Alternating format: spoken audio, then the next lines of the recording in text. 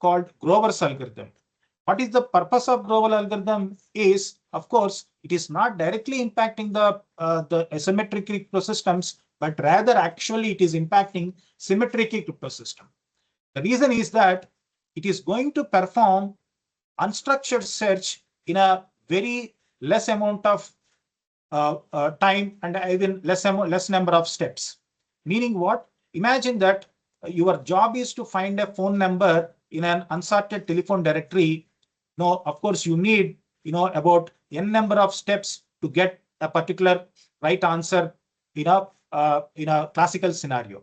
However, we can perform that particular search on that same unsorted telephone directory and identify the correct answer in a root n number of steps, which is a significant speed up in terms of computation. Oh, sorry.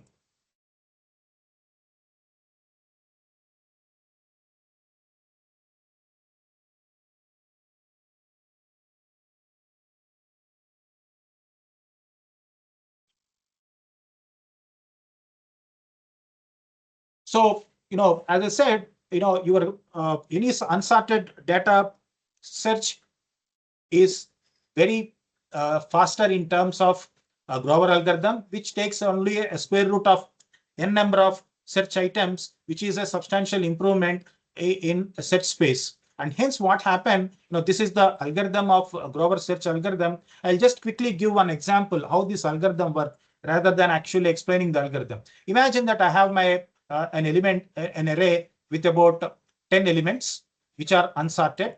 And my job is I wanted to find, whether a particular number is present. If it is present, probably, at which index location. So in an ideal worst case scenario, you need to, in a classical system, you need to perform 10 checks because you have n value here. It is 10 elements. So you have to perform 10 checks.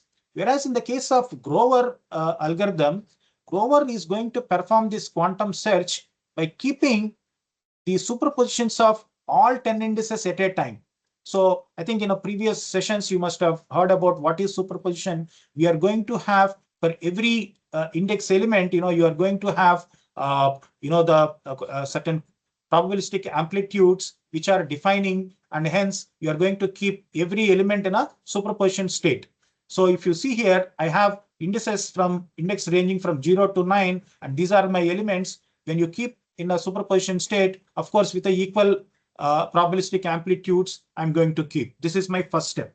So once I have done that, so what I'm going to do is that I'm going to assign a oracle function. Of course, in this case, the oracle function, what I'm going to do is I'm going to check if an index value has, in a particular index has the value 72, I'm going to return the value as true, the function value as true. Otherwise, if the value does not exist, I'm going to return as 0. So if you look at classical search, you are going to perform a sequential search over the all the array indices and then trying to find the 72.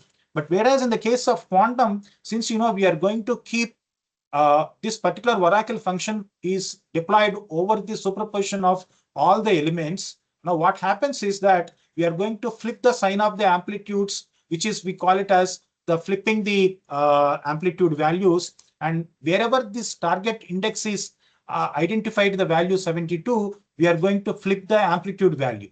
So meaning in a single search, you are going to identify the element at which index that is available, corresponding amplitude, we are going to flip the sign of that particular amplitude, right? So next we proceed to conduct the diffusion operation called Grover's diffusion operation by computing the average amplitudes and reflecting that each average amplitude over the amplitude of all the indices.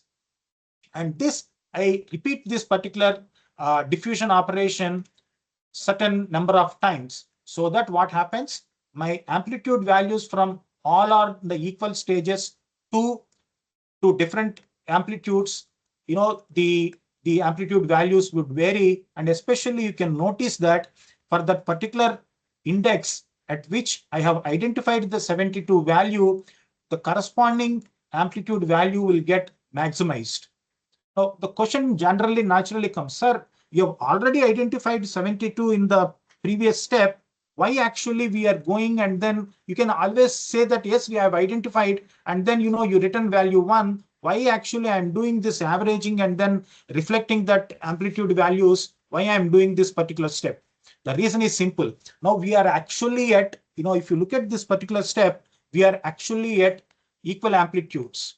All of us must have learned from the previous sessions that when you have the superposition, you are going to have it in a superposition state of all states.